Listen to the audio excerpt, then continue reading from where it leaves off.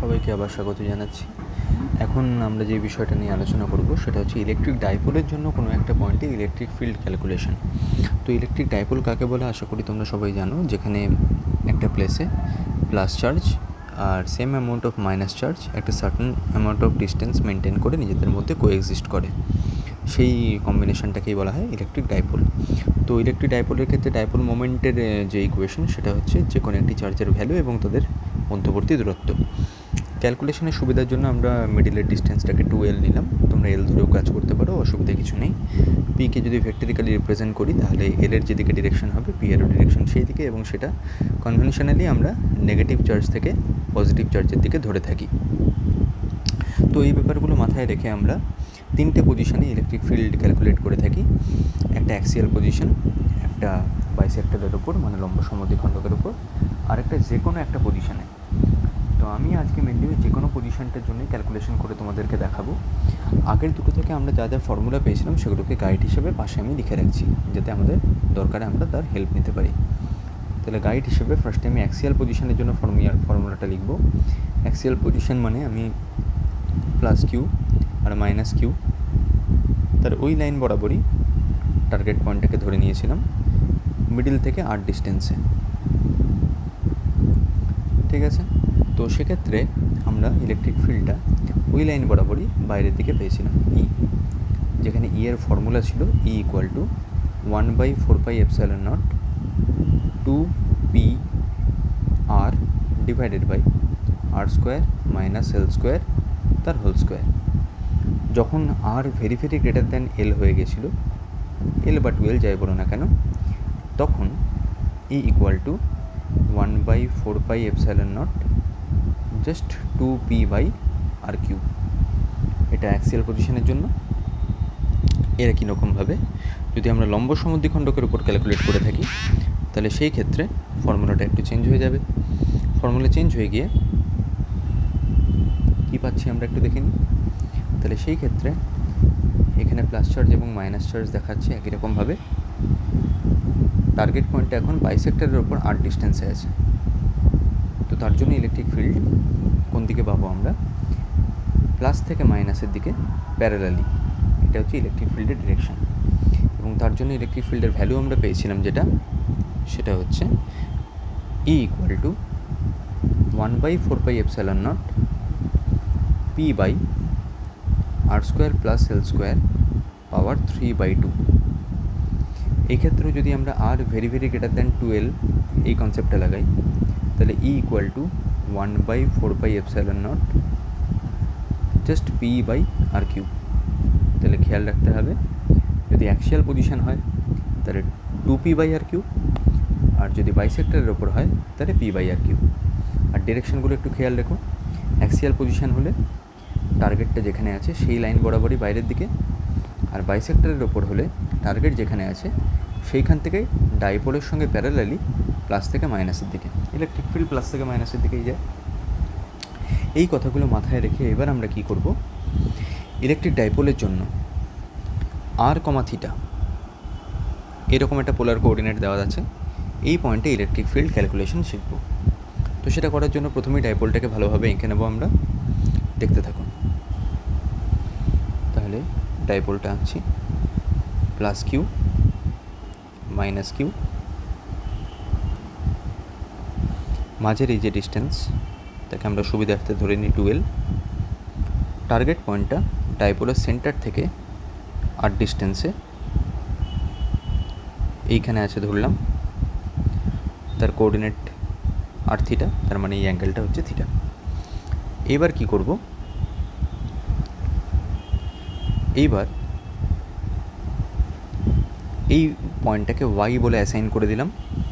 এই ওয়াই পয়েন্টে আমরা ফিল্ড ক্যালকুলেট করব কার জন্য, একবার প্লাস কিউয়ের জন্য আরেকবার মাইনাস কিউয়ের জন্য। কিন্তু প্লাস কিউয়ের জন্য যখন ফিল্ড ক্যালকুলেট করতে যাব তখন আমাদের এই ডিস্টেন্সটা লাগবে, আবার মাইনাস কিউয়ের জন্য যখন ক্যালকুলেট করতে যাব তখন এই ডিস্টেন্সটা লাগবে।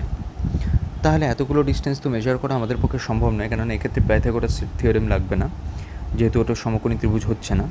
তাহলে একমাত্র উপায় কি, এখানে একমাত্র উপায় বলতে আমরা প্রথম থেকেই কি করব, ডাইপোল মোমেন্টকে কাজে লাগাবো। ডাইপোল মোমেন্ট মানে পি, তার ডিরেকশনটা মাইনাস কিউ থেকে প্লাস কিউয়ের দিকে, আমি যদি ছবিতে সেটা প্রথম থেকেই দেখিয়ে দিই তাহলে ছবিটা কীরকম দেখতে লাগবে একটু খেয়াল করে দেখো।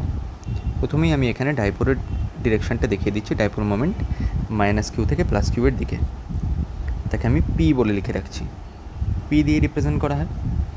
এইবার আমি কি করব, ওই ডাইপোল মোমেন্টটাকে আমি দুটো কম্পোনেন্টে ডিভাইড করব। টার্গেট পয়েন্ট যেদিক বরাবর সেই দিক বরাবর তার একটা কম্পোনেন্ট লিখব, এইটা খেয়াল করে দেখো। সেই কম্পোনেন্টে কী কম্পোনেন্ট হবে, সেটাই হবে পি কস থিটা। আর তার সঙ্গেই আর একটা পারপেন্ডিকুলার ডিরেকশানে যদি কম্পোনেন্ট নিই এই দিক বরাবর, সেইটা তাহলে কী কম্পোনেন্ট হবে, পি সাইন থিটা। এইবার এই যে দুটো কম্পোনেন্ট আমি পেলাম, সেই কম্পোনেন্টের রেসপেক্টে টার্গেট পয়েন্টটা কোথায় আছে একটু ভালো করে খেয়াল করে দেখো দেখি। প্রথমে পি কস থিটা কম্পোনেন্টের জন্য ওই দিক বরাবর একটা ডাইপোল আছে বলে কল্পনা করো।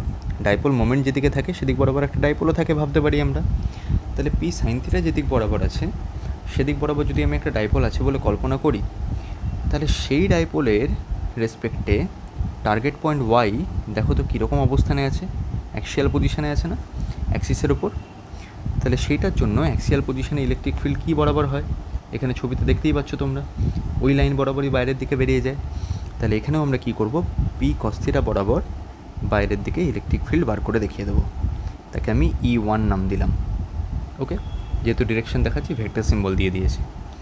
আবার একইভাবে পি সাইন থিটা যেই কম্পোনেন্টটা, সেই পি সাইন থিটা কম্পোনেন্টের জন্য কিন্তু আবার ভালো করে খেয়াল করলে দেখতে পাবে, এই বরাবর যদি একটা ডাইপোল আছে বলে তুমি ভেবে নাও, তাহলে তার রেসপেক্টে তোমার টার্গেট পয়েন্টটা সেটা কিন্তু আবার বাইসেক্টরের ওপর আছে। দেখো ভালো করে খেয়াল করে দেখো, বাইসেক্টর পজিশনের ওপর আছে না। বাইসেক্টর পজিশনের ওপর থাকলে সেটার জন্য ইলেকট্রিক ফিল্ডের ডিরেকশন কীরকম হয়, যে পাশের ছবিতে দেখানো আছে। বাইসেক্টরের ওপর থাকলে ইলেকট্রিক ফিল্ড ডাইপোলের সঙ্গে প্যারালালি প্লাস থেকে মাইনাসের দিকে। তাহলে ওই পি সাইন থিটা বরাবর যে ডাইপোলটা তুমি ইমেজিন করছো তার সঙ্গে প্যারালালি একটা ইলেকট্রিক ফিল্ড প্লাস থেকে মাইনাসের দিকে যাবে। কোন দিক প্লাস কোন দিক মাইনাস তুমি নিশ্চয়ই জানো। দ্বিমেরু ভ্রামক যেদিকে ইলেকট্রিক ফিল্ড তার উল্টো দিকে হয়, তাহলে দ্বিমেরু ভ্রামক এই দিকে, তাহলে ইলেকট্রিক ফিল্ড উল্টো দিকে যাবে। আমি ছবিতে উল্টো দিকে দেখিয়ে দিয়েছি এবং সেটাকে আমি নাম দিলাম E2। ওকে, তাহলে একটা অনুভূমিক উপাংশের জন্য E1 আর উল্লম্ব উপাংশের জন্য E2 যদি পেয়ে থাকি, E1 এবং E2 পরস্পর পারপেন্ডিকুলার, তাদের লব্ধিটা কোথা থেকে যাবে, তাদের লব্ধিটা তাদের মিডিলের কোনো একটা রিজিয়ান থেকে এক্সিস্ট করবে। কিন্তু আমরা ভালোভাবেই জানি যে E1 এবং E2-র ভ্যালু কিন্তু সেম নয়। E1টা 2p/r³ আর E2টা p/r³। তার মানে E1 E2-র থেকে দ্বিগুণ, তাহলে ওদের যে রেজাল্টেন্ট হবে সে একটু E1-এর দিকে চেপে থাকবে, এই রকমভাবে ছবিটা দেখতে লাগবে। এইটাকে আমি E নাম দিলাম, ঠিক আছে। এই E এর ভ্যালুটা তাহলে কীভাবে বার করবো আমি, E1 এবং E2 তো পারপেন্ডিকুলার, তাহলে E = nothing but √E1² plus E2²। তাহলে দেখতেই পাচ্ছি E বার করতে হলে E1 এবং E2 লাগবে। চলো এক এক করে বসে বসে তাহলে E1 E2 ক্যালকুলেট করা যাক। কীভাবে ক্যালকুলেট করছি দেখতে থাকো। সবার আগে আমি কি করব, E1টার জন্য ক্যালকুলেশন করব। E1 কোন কম্পোনেন্টের জন্য পেয়েছি বলো তো, এই পি কস থিটা কম্পোনেন্টের জন্য। তাহলে E1 যেহেতু অ্যাক্সিয়াল পজিশন, তাহলে অ্যাক্সিয়াল পজিশনের যে মাদার ইকুয়েশনটা এখানে সাইডে লেখা আছে সেইখানে জাস্ট পি এর জায়গায় আমরা পি কস থিটা পুট করে দেবো। তাহলে E1 = 1/4πε0 2p cos থিটা আর ডিভাইডেড বাই r² - l²² এত বড় ফর্মুলাটা নিয়ে কাজ করতে অসুবিধা হয় বলে আমরা r very very greater than 2l এর কনসেপ্টে চলে যাব। তাহলে সেই ক্ষেত্রে আমরা দেখতে পাবো E1 = 1/4πε0 2p cos theta divided by r³। এই যে এখানে যে ফর্মুলাটা লেখা আছে 2p/r³ হয়, আমরা ডিরেক্টলি সেখানে 2p cos θ/r³ লিখে দিয়েছি। একই রকমভাবে আমি E2 = যদি বার করি, E2 = বার করলে সেটা আবার বাইসেক্টরের যে ফর্মুলাটা হয় সেটা। তাহলে E2 = নর্মাল ফর্মুলাটা আগে লিখে নেব 1/4πε0 p সাইন থিটা, কেননা এখন তো এটা পি সাইন থিটা কম্পোনেন্টের জন্য পেয়েছি আমি E2টা, P sine theta divided by r² plus l² power 3/2। এখানেও আমরা একই রকমভাবে r very very greater than 2l এর কন্ডিশন অ্যাপ্লাই করে দেবো। তাহলে E2 = সেক্ষেত্রে ফর্মুলা কী আছে, এই যে লেখা আছে এইদিকে, ফর্মুলা হয় p/r³ তাহলে জাস্ট 1/4πε0 পি এর জায়গায় কার জন্য পেয়েছি, পি সাইন থিটার জন্য, তাহলে P sine theta divided by R cube. এইভাবে তাহলে আমরা E1 E2 পেয়ে গেলাম। এইবার অতএব E equal to √E1 square plus E2 square. E1 এবং E2 ফর্মুলা পাশে দেখতেই পাচ্ছ তোমরা, এইটা এবং এইটা, এই দুটো ফর্মুলাকে স্কোয়ার করে অ্যাড করলে একদম রুটের বাইরে কমন নিয়ে কারা কারা বেরিয়ে চলে আসছে, 1/4πε0 বেরিয়ে চলে এলো, পি বাই আর কিউব বেরিয়ে চলে এলো। E1 এর জন্য ভেতরে খালি রয়ে যাবে 2 cos থিটার হোল স্কোয়ার, তার মানে 4 cos square theta, plus E2 এর জন্য থাকবে তাহলে কি এই সাইন থিটার হোল স্কোয়ার, মানে সাইন স্কোয়ার থিটা। তাহলে পরের লাইনে কী পাবো, 1/4πε0 পি বাই আর কিউব, রুটের মধ্যে একটা cos স্কোয়ার থিটা এবং সাইন স্কোয়ার থিটা হয়ে যাবে 1, আর পড়ে থাকবে 3টে cos square theta, 3 cos square theta plus 1। এই হচ্ছে রেজাল্টেন্ট ইলেকট্রিক ফিল্ডের ফর্মুলাটা ভীষণই important, 1/4πε0 P by R cube √3 cos square theta plus 1। ইকুয়েশনটা তুমি ঠিক লিখেছো না কিনা কীভাবে নিজে নিজেই চেক করতে পারবে বলো তো। দেখো, যদি আমি অ্যাক্সিয়াল পজিশনের জন্য ভাবি, অ্যাক্সিয়াল পজিশনের জন্য থিটার ভ্যালু কত হয়ে যাচ্ছে, 0 ডিগ্রি। তাহলে সেই ক্ষেত্রে আমি E1 পাবো থিটার জায়গায় 0 বসালে, থিটার জায়গায় নিজেই 0 বসিয়ে দেখো কী পাচ্ছ, 1/4πε0 পি বাই আর কিউব, থিটার জায়গায় 0 বসালে cos স্কোয়ার 0 হয়ে যাবে 1, তার মানে 3 + 1 4, রুটের বাইরে 4 বেরোলে 2p by R cube. Axial পজিশনের জন্য ফর্মুলা কিন্তু ওটাই ছিল, 2p বাই আর কিউব।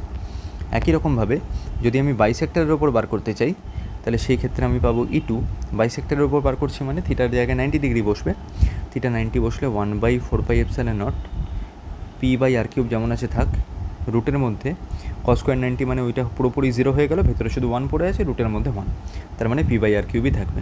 দেখো এই ফর্মুলাটাও কিন্তু আমরা যা পেয়েছিলাম সেটাই, এই যে এখানে দেখতে পাচ্ছ। তার মানে আমরা যেটা করেছি সেটা ঠিকই করেছি। লব্ধি ইলেকট্রিক ফিল্ডের ভ্যালু তো পেয়ে গেলাম, কিন্তু দ্বিতীয় প্রশ্ন হচ্ছে ইলেকট্রিক ফিল্ড তো একটা ভেক্টর টার্ম, তাহলে শুধু ভ্যালু বার করলে তো হবে না, ডিরেকশনও বার করতে হবে। তাহলে ডিরেকশন কীরকমভাবে বার করবো আমরা, ছবির দিকে একটু খেয়াল করে দেখলেই বুঝতে পারবে। লব্ধি যে ইলেকট্রিক ফিল্ড সেটা E1 এর সঙ্গে ধরো ফাই অ্যাঙ্গেল করেছে, এই অ্যাঙ্গেলটাকে ধরো ফাই, ঠিক আছে। যদি এটা ফাই অ্যাঙ্গেল হয়ে থাকে তাহলে ট্যান ফাই ইকুয়াল টু, ছবি থেকেই আমরা বুঝতে পারছি যে দেখো এদিকে ছিল E1, তার সঙ্গে পারপেন্ডিকুলারলি ছিল E2, এই বরাবর গেছিলো E, তাহলে E যদি এদিকের সঙ্গে ফাই অ্যাঙ্গেল করে থাকে তাহলে ছবি অনুযায়ী tan phi equal to E2 by E1, লম্ব বাই ভূমি। E2 এবং E1 এর ভ্যালুগুলোকে যদি পুট করে দিই 1/4πε0 কেটে চলে যাবে, এই যে E2 এবং E1 এর ভ্যালু 1/4πε0 কেটে চলে যাবে, শুধু পড়ে থাকবে কি বলো তো, E2 এর জন্য ওপরে থাকবে সাইন থিটা, আর E1 এর জন্য নিচে থাকবে 2 cos থিটা, তার মানে sine theta by 2 cos theta মানে হাফ ট্যান থিটা। তাহলে এইখান থেকে tan phi equal to half tan theta, অতএব phi equal to tan inverse half tan theta. তাহলে আমরা এখান থেকে ডিরেকশনও পেয়ে গেলাম। তাহলে ইলেকট্রিক ফিল্ডের ভ্যালু পেয়ে যাচ্ছি আমরা 1/4πε0 P by R cube √3 cos square theta plus 1, তারপরে তার ডিরেকশনও পেয়ে যাচ্ছি, রেজাল্টেন্ট ভেক্টর E1 ভেক্টরের সঙ্গে ফাই অ্যাঙ্গেল করে আছে, যেখানে phi equal to tan inverse half tan theta. এই প্রমাণটা বোর্ডস লেভেলের জন্য প্রচণ্ড কাজে লাগে। কম্পিটিটিভের ক্ষেত্রে জেনারেল ফর্মুলাটা দিয়ে কিছু অঙ্ক আসলেও আসতে পারে, কিন্তু যদিও তোমরা এই অ্যাক্সিয়াল এবং বাইসেক্টরটাই বেশি ভালো করে মনে রেখো, এটা বোর্ডস এক্সামের জন্যই আপাতত এই প্রমাণটা একটু খাতায় লিখে প্র্যাকটিস করে নিও। দেখা হবে আবার পরের ভিডিওতে, সবাই প্র্যাকটিস করতে থাকো।